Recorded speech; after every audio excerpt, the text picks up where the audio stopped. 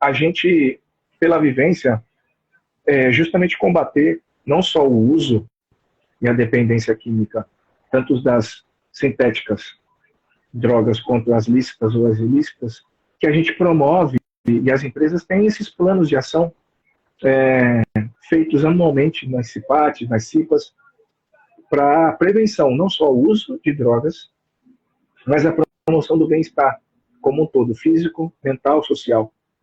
Não Qualidade só de como vida, né? Semana da Saúde. Exato.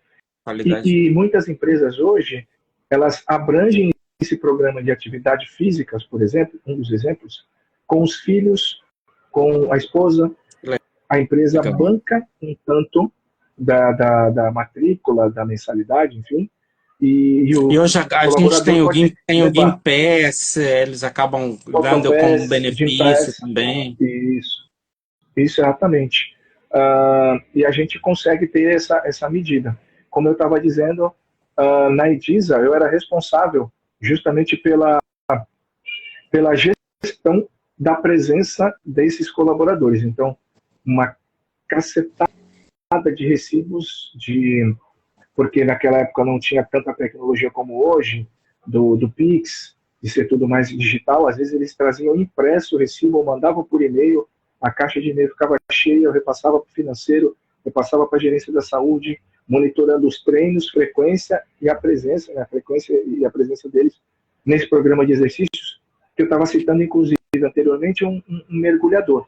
Um mergulhador demanda de uma capacidade física gigante, porque ele desce ao fundo do mar, nas plataformas, para manutenção, com equipamentos, e ele precisa ter uma saúde física, mental muito boa, porque é uma atividade de alto risco. Sim. Então, essa gestão desse controle da saúde dele, do bem-estar dele, precisa ser muito bem afinada, muito bem feita, né, para ele continuar na empresa. Não é questão só financeira que ele ganha bem. Muitas pessoas ganham bem, mas não fazem bom uso do próprio dinheiro, então de nada adiantaria. Sim. E a ideia é promover, não é gerir o dinheiro do funcionário, é só que ele esteja bem para fazer o laboro, para fazer a atividade dele, no trabalho, a atividade profissional dele bem. Muitas empresas já estão fazendo isso, como a gente citou anteriormente, o PAI, né? O programa de atendimento ao empregado. Outros nomes, né, e outras empresas dão essa nomenclatura. Exatamente. O André está falando. Obrigado, Primo, pela colaboração. Pai e mãe tem que estar presente. Os filhos também é importante, porque a família estando presente na vida. Acho que uma vez, acho que muita gente aqui na live conhece, já ouviu falar do professor Mário Sérgio Cortella. Ele disse em uma das palestras dele que é muito difícil um único indivíduo dissociar o pessoal do profissional. É um único indivíduo. É uma única pessoa. É uma única pessoa. A gente tem que cuidar como um todo.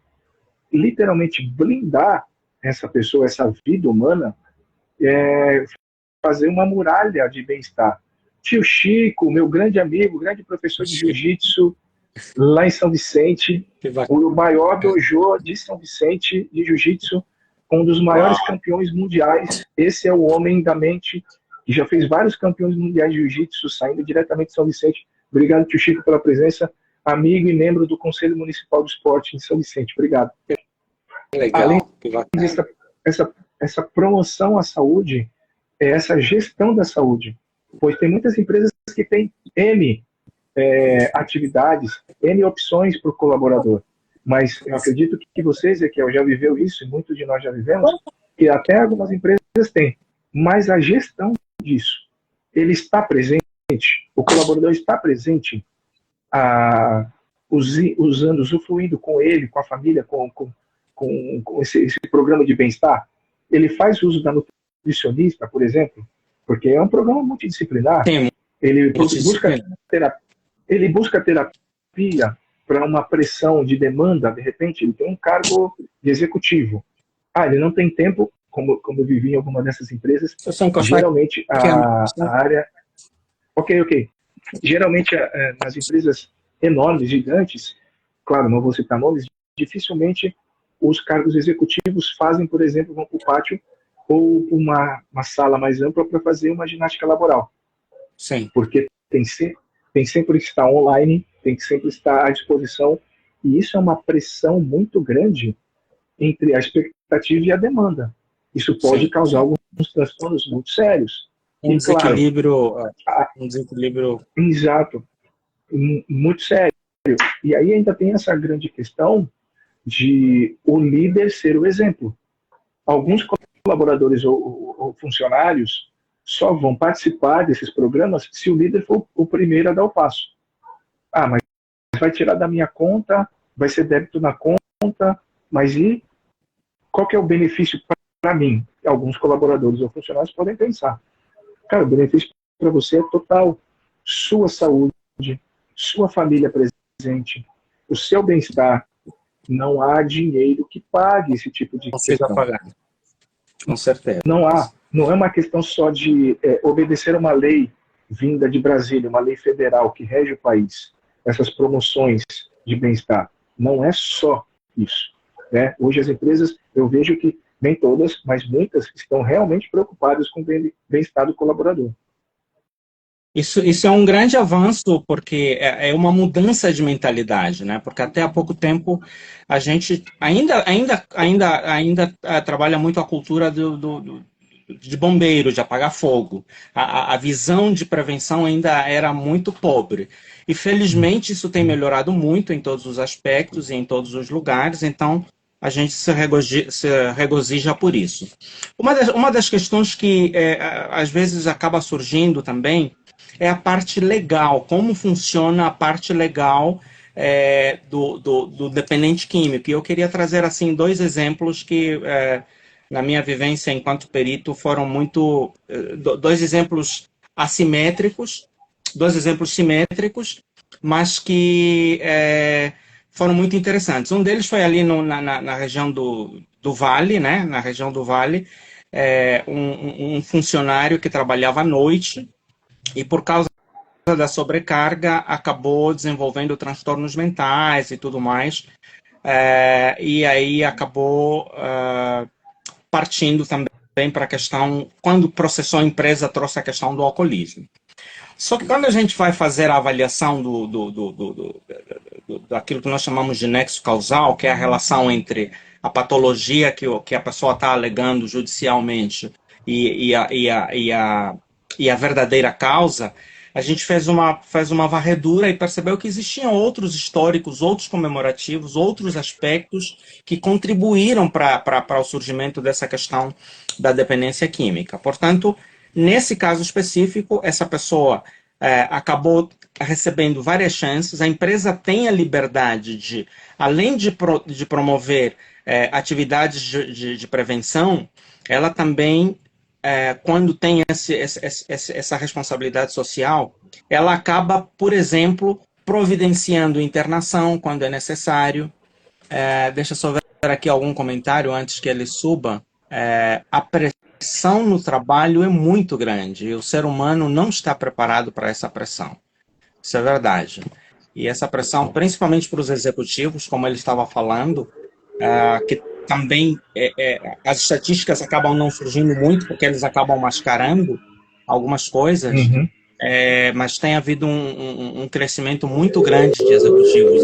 Na altura em que eu ainda trabalhava nessa área, tinha executivos que vinham de uma outra cidade para ninguém ficar sabendo que ele estava tendo algum acompanhamento nessa área e fazia acompanhamento em uma outra cidade, justamente para que pudesse colmatar essa situação.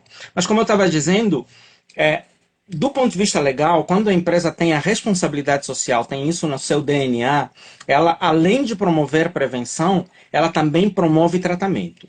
Porém, existe um aspecto chamado acordos coletivos. Aquilo que estiver estabelecido no acordo coletivo, além da CLT, é claro, precisa ser cumprido. E em alguns casos, no acordo coletivo já vem prevista a quantidade de vezes, ou no acordo coletivo ou no regimento interno da empresa, a quantidade de vezes em que a empresa se propõe a cuidar da saúde da pessoa com internação, assim, o grau de tolerância, quantas chances são dadas a essa pessoa. Quando essas chances são atingidas, essa pessoa pode ser demitida por justa causa, ou por não ter aderido ao tratamento, ou por todas as chances que lhe foram dadas, ele não ter aproveitado. Esse foi um caso que aconteceu comigo na região do Vale, em que ele foi demitido por justa causa, além de não ter havido a ligação do nexo, houve da parte da pessoa a não adesão às oportunidades que foram oferecidas para se tratar. Teve um outro caso do ponto de vista legal, do ponto de vista jurídico, que aconteceu aqui na região metropolitana de Campinas, onde eu moro e onde eu trabalho. Em que eu, inclusive, fui o perito. Na minha visão, do ponto de vista clínico, em termos de nexo, não havia nexo. Mas a justiça trabalhista tem um lado muito humano, um lado muito social, bem forte na história brasileira, que às vezes até acaba sendo chamada de paternalista, mas ela tem uma visão que tem muita ligação com a missão para a qual ela foi constituída. Eu trabalho como perito trabalhista, então conheço bem essa realidade. E a juíza, o juiz ele não está adstrito ao lado do perito, a juíza trouxe um argumento muito prático, que é o argumento de que essa pessoa estava vivendo situação de rua, situação de vulnerabilidade, que é uma das grandes causas, além dos aspectos dos aspectos psicológicos, um dos aspectos de forte vulnerabilidade é a questão social. Então, quanto menos condição social a pessoa tem, a chance de poder usar como fuga, usando os termos que você usou lá, é muito maior. Então, a juíza usou desse argumento da vulnerabilidade social e também da necessidade de que todo trabalhador ele só tem direito a acesso ao INSS ou a qualquer outro serviço de previdência quando ele estiver empregado. A partir da altura em que você o desliga, você tira dele vários direitos trabalhistas que ele constituiu ao longo da vida. Então, a justiça trabalhista tem agido muito no sentido de evitar que algumas dessas situações aconteçam, justamente porque são direitos que ele foi construindo ao longo do tempo, ele foi contribuindo.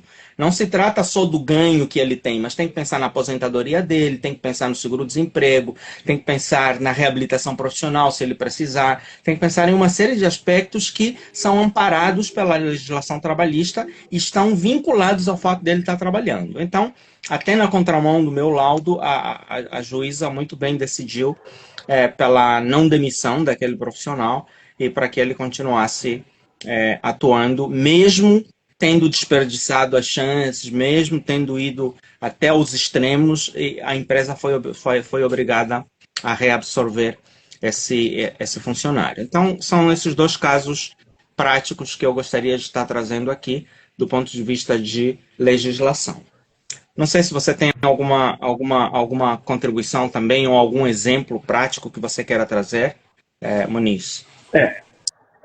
Eu tenho um exemplo que aconteceu também dentro de uma indústria, lógico, não vou citar nem os nomes, nem reservar, lógico, o nome da empresa, é aquela questão sutil do assédio moral, assédio sexual. Isso aconteceu o ano passado, onde teve a acusação de um colaborador de ter tocado no corpo de uma funcionária. Essa funcionária ela acusou ele de ter sido assediada sexualmente, pois ele tocou o dedo nela. Enfim, foi uma coisa muito... É algo tudo muito novo, recente. É um tanto subjetivo, talvez, mas se ela tivesse provas que levasse, né? Chegou ao meu conhecimento, claro, sobre isso, e foi muito delicado. Eu falei assim, é simples, antes de a gente entrar numa questão burocrática de se comprovar,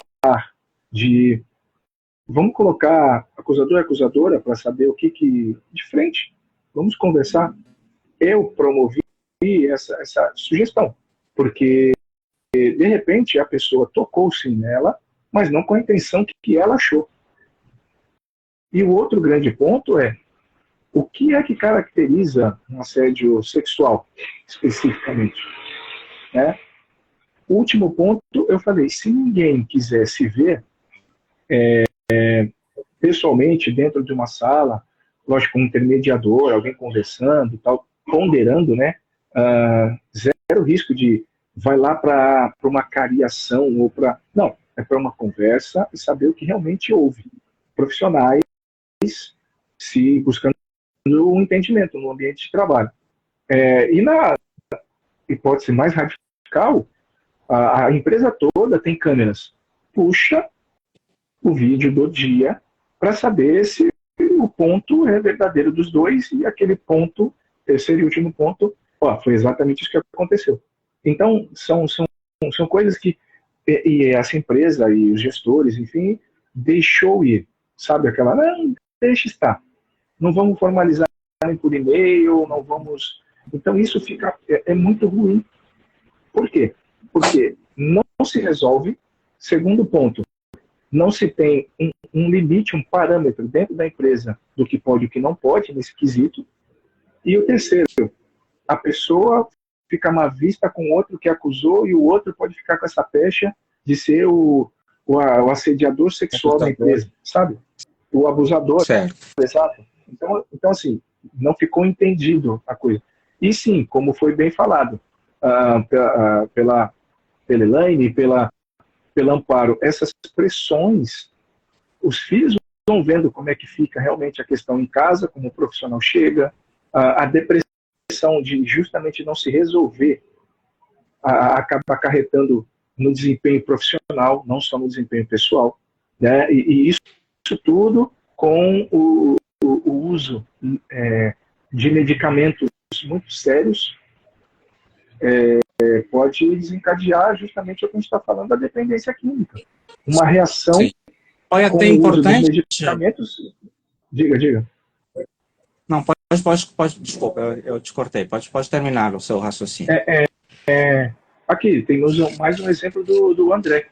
Ele relatando aqui que ele foi vítima disso, que levou ele à depressão. Ele é profissional de educação física de um colégio e ele foi acusado de ter assediado sexualmente um aluno. E até hoje, ele foi demitido da escola e depois de 10 anos de trabalho, para ver como a coisa realmente é séria.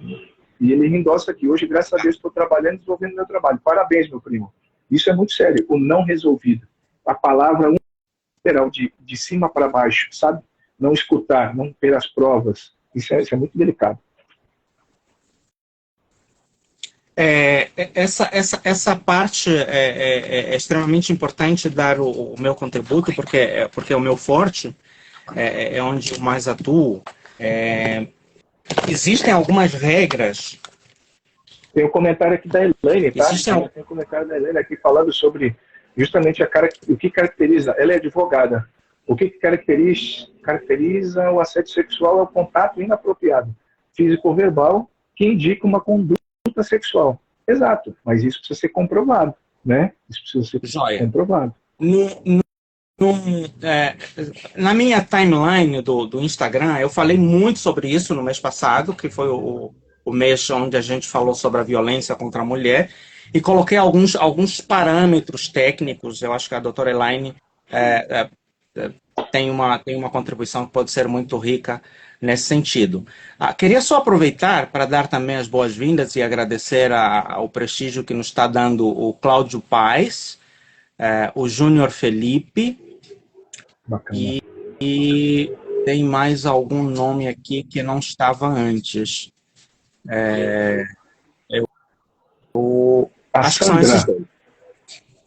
Sandro. A Sandra, né? Sandro. Jóia. Isso. Não, o Sandro Scarizi já estava no começo, mas acho que são esses dois últimos nomes aí. Além da questão da comprovação, existem duas coisas que são extremamente importantes para essa questão do assédio moral. 3, na verdade. A primeira é que é fundamental que a empresa... Acabou de entrar o Lucas também, seja bem-vindo, Lucas Dias, lá de Rio Grande do Norte, é da minha equipe de trabalho. Seja bem-vindo, Lucas, obrigado por nos honrar aqui. Primeira questão, a empresa precisa ter um código de ética específico de como abordar esse tipo de situação. Então, Sim. além de haver treinamento, prevenção, palestras e tudo, é importante que haja um documento que permita que as pessoas saibam quando é considerado assédio e quando não é. E quando é, Uhum. ou quando alguém se sente, ou quando há uma suspeita, precisa haver um canal através do qual a pessoa consegue formalizar a sua queixa. Então, assim, algumas empresas, aquelas que são muito melhor estruturadas, especialmente as multinacionais, têm um departamento de compliance que cuida desse tipo de situação, o ombudsman, e quando a empresa não tem, isso acaba sendo feito pelo RH. Só que o RH é um pouco delicado, porque muitas das pessoas que são abusadoras também são extremamente articuladas. Normalmente são pessoas que trabalham muito bem, produzem Eles muito fazem bem bem, esse trânsito. tem uma lábia muito boa, então tem um trânsito muito bom com o RH. Então o RH fica na corda bamba porque ele precisa dele como um bom profissional, mas ao mesmo tempo tem as questões comportamentais. Então o RH não consegue ser tão imparcial nesse sentido. Por isso é que, havendo um departamento de compliance, havendo um jurídico, havendo alguma coisa assim, seria muito interessante. Outra questão, além das câmeras, é a questão de documentar. Não basta dizer que aconteceu ou deixou de acontecer, não basta colocar as pessoas numa cariação, no frente a frente, mas é importante que haja documentação para a proteção de ambas partes, né? De ambas as partes. Também tem um vídeo na minha timeline do Instagram, onde eu falo muito bem sobre essa questão e sobre a importância desse papel de documentação. E a documentação é útil tanto para a suposta vítima ou para as partes envolvidas, como também para a empresa, porque a empresa pode, via de regra, se constatado o assédio moral, ou se o juiz decidir, se for comprovado, na maior parte das vezes quem acaba arcando com essa responsabilidade é a empresa, porque o funcionário estava a serviço da empresa e foi no contexto da empresa.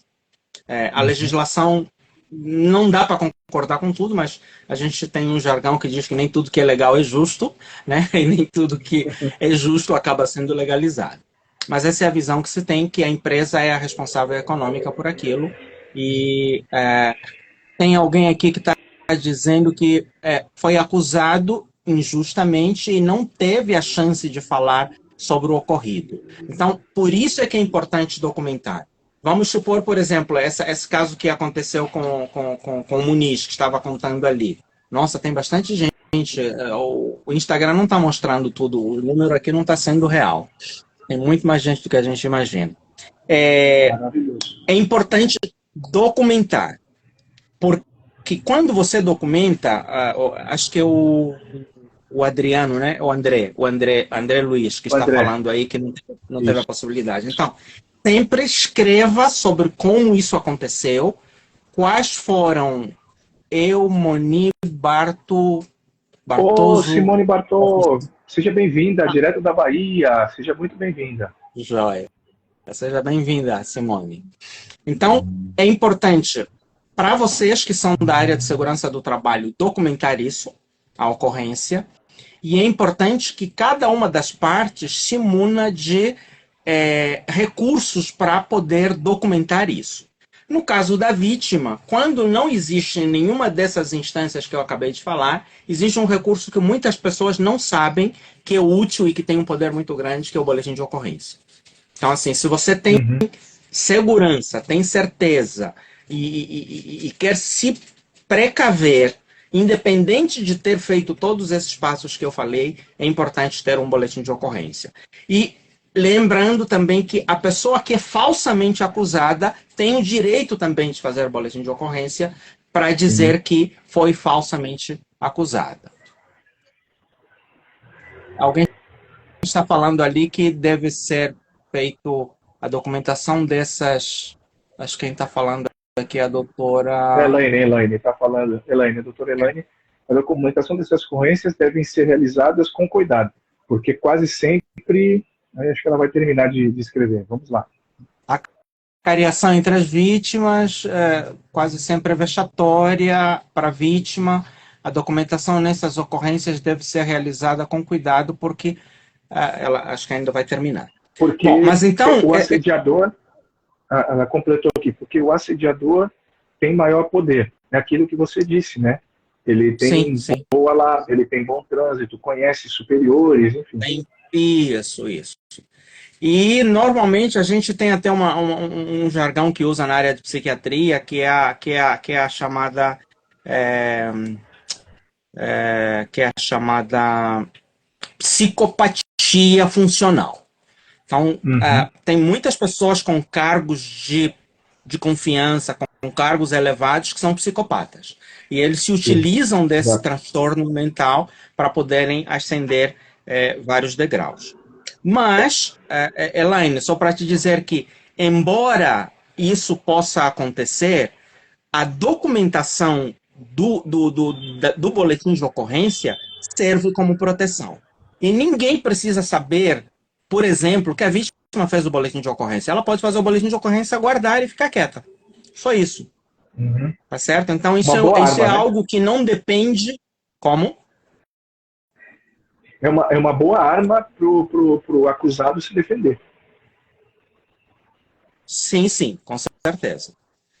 Então, assim, quando você tem o boletim de ocorrência lavrado, e os policiais, a polícia tem todo um cuidado, porque também ela é acostumada a pessoas que simulam, que fingem. Então, eles têm todo um cuidado na maneira como vão elaborar o boletim, e é muito raro eles aceitarem fazer boletim. Eu lembro que uma vez eu precisei fazer um boletim, e o próprio delegado disse: doutor, mas é a sua palavra contra a da outra pessoa. Não é porque o senhor está falando que eu vou ter que escrever aqui. Eu tive que mostrar outros argumentos para que ele pudesse escrever. Então é só para dizer que, se a pessoa for mau caráter e for lavrar o boletim, a chance dele ter sucesso também é pequena. Agora, para quem é verdadeiramente vítima, se você não tem nenhum e-mail, não tem nenhum documento, não tem nada feito na empresa, e mesmo que você tenha tudo isso, faça um boletim de ocorrência, porque isso vai ser um trunfo muito grande, importante, é um documento que pode ser consultado em casos de processos judiciais. Gente, o nosso papo está muito gostoso, mas nós temos limitações de tempo aqui que a qualquer Infelizmente. altura podemos ser derrubados. Então vamos Pelo partir meu, aqui para as pelo meu cálculo, temos ainda por volta de 15 minutos 15 minutos. nessa segunda Beleza. entrada aqui. Beleza. Mas eu também tenho um princípio de não fazer as lives longas demais para não se tornarem maçosas e deixar o gostinho de quero mais. Aproveitando para convidar vocês para a live da semana que vem. Na semana que vem nós vamos falar sobre inteligência artificial e o mercado de trabalho. Vamos começar a falar sobre inteligência artificial no contexto de saúde e depois vamos partir para cibersegurança e na última semana vamos falar sobre a própria carreira profissional. Então fica aí o convite, é um tema quente, é um tema que está bastante em alta e que tem impactado muito algumas carreiras, em especial as carreiras administrativas. Então fica aí o convite para quem tiver interesse. Toda semana a gente tem esse horário para estar conversando sobre assuntos relacionados à saúde mental, à saúde ocupacional, que é o foco principal do meu trabalho. Eu vou deixar então agora esses próximos minutos para fazermos as considerações finais. Não sei se alguém tem alguma pergunta que gostaria de fazer. Vamos lá, vamos abrir. De Algum, repente, alguém tem mais alguma questão, uma história para alguma contribuição? vivenciar. Obrigado, André. Show é a sua contribuição, meu primo. E que bom que você está bem. Eu lembro como você ficou. Que bom que você está bem. É arrasador. Quando você tem noção de que aquilo que está sendo levantado não é verdade, você tem que pagar de forma injusta, infelizmente injustiças acontecem e mais do que a gente pode imaginar. Sou Pretinha, também acabou de entrar, seja bem-vinda, obrigado por nos prestigiar. Já esteve conosco em outros momentos também, ficamos muito gratos. Então, vou passar a palavra para você. Se alguém tiver mais alguma contribuição, alguma pergunta a fazer, por favor, pode colocar aqui nos comentários que entre uma passada e outra, nós vamos poder mencionar. Bom, eu estou em casa, então, ao vivo, tudo acontece, esse barulho lá no fundo do cachorrinho, espero que vocês me perdoem. Ele quer fazer pergunta. Vai lá, vai lá. Cachorro Acho que o querendo cachorrinho fazer quer fazer pergunta. pergunta. Bom, gente, desde já quero agradecer a todos. Eu lembro que, André, meu primo, você passou por um bom bocado pessoal e profissional. Parabéns à esposa que deu todo o suporte na época. Eu quero agradecer a presença de todos. Tivemos todas as regiões do país aqui, até de fora. Agradecer a Ezequiel pelo convite. Eu sei que temos muito mais a contribuir, muito mais a falar. O tempo realmente é curto e esse temperinho do Quero Mais tem que ficar. Já estou me convidando para a próxima para falar especificamente de atividade física. Não deu tempo ainda de abordar tudo isso.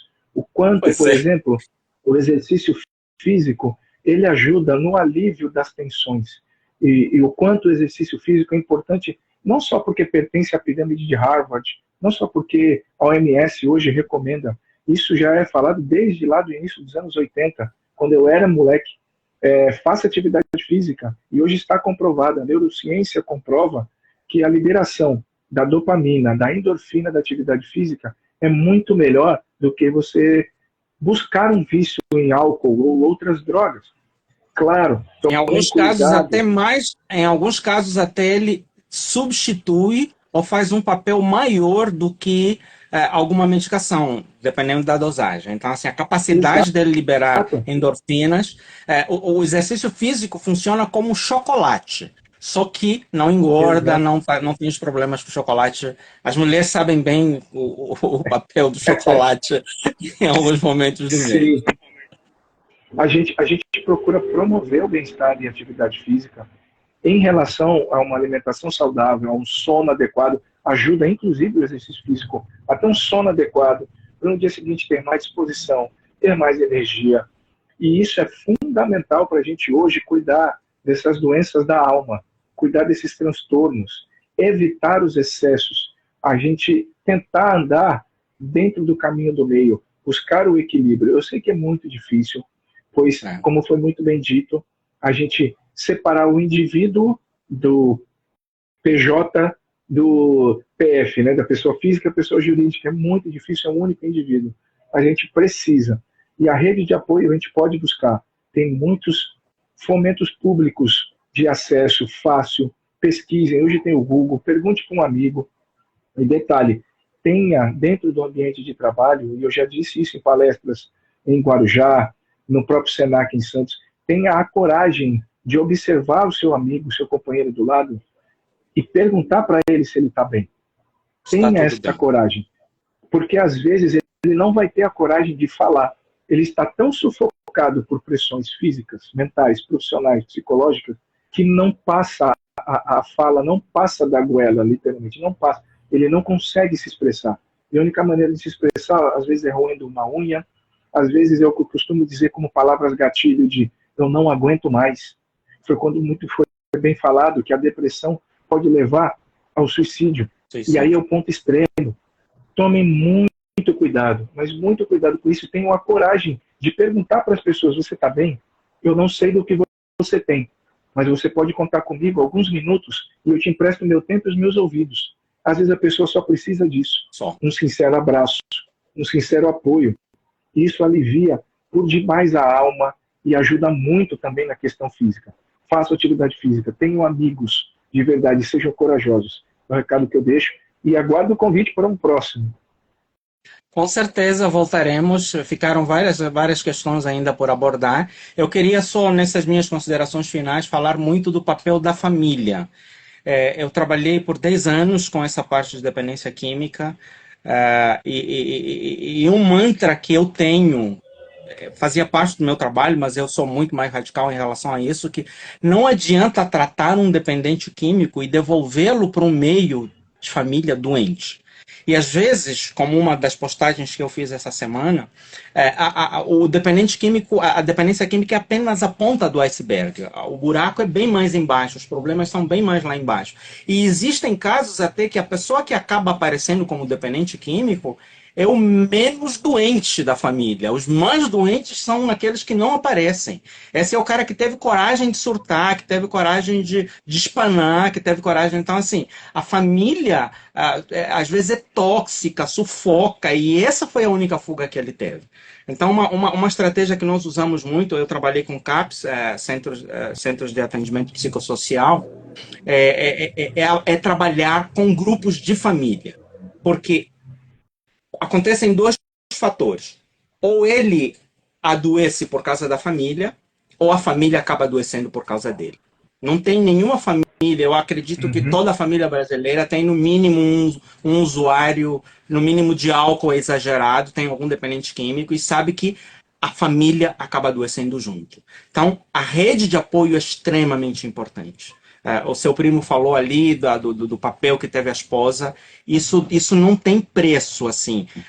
Poder ser uma pessoa que, em vez de criticar, em vez de crucificar, ser apoio, ser esteio, dizer, olha, conta comigo para o que der e vier, e mesmo sem palavras, só de se colocar à disposição, isso ajuda muito. E falando nisso, é importante que quem busque ajuda não seja só o próprio dependente. A família também deve buscar ajuda, justamente porque ela acaba adoecendo junto, e buscando recursos, ferramentas que estão disponíveis aí, principalmente nos centros de atendimento psicossocial e em outros organismos, existem associações, existem organizações, tem os próprios alcoólicos anônimos, narcóticos anônimos, e o Al-Anon, que é para a família e tudo, acabam capacitando você a lidar melhor com isso e apoiar melhor a pessoa, porque tudo é muito novo, tudo é muito diferente e não existe uma receita pronta que possa ser replicada para todos os casos. Então, é Sim, isso, estamos lidando obrigado. com vidas humanas. Com Sem certeza. contar que depois a gente borda outros aspectos. Você falou das famílias doentes, tem ainda os narcisistas dentro da família, de uma relação, Sim. que contribuem muito de uma maneira negativa. Tem tantas outras abordagens, mas a gente deixa para uma próxima, isso aí fica esse gostinho de querer mais para uma Com próxima. certeza. Então, semana após semana, vamos abordando mais assuntos, vamos trazendo. Em maio, nós vamos falar muito sobre família, então vamos trazer muitos aspectos relacionados à família. Já estou me antecipando com um convite aí para quem quiser nos acompanhar em maio. Nós vamos falar bastante sobre família, que é o mês oficialmente da família aqui no Brasil. Então, fica aí o convite também para abordarmos outros aspectos relacionados à família que podem ser muito úteis. Obrigado por você ter nos honrado com sua presença, Tatu, e fica o convite aí para uma próxima oportunidade. Boa noite a todos e tenham um Boa ótimo noite, final muito de semana. obrigado. Tchau, tchau. Obrigado, tchau, tchau.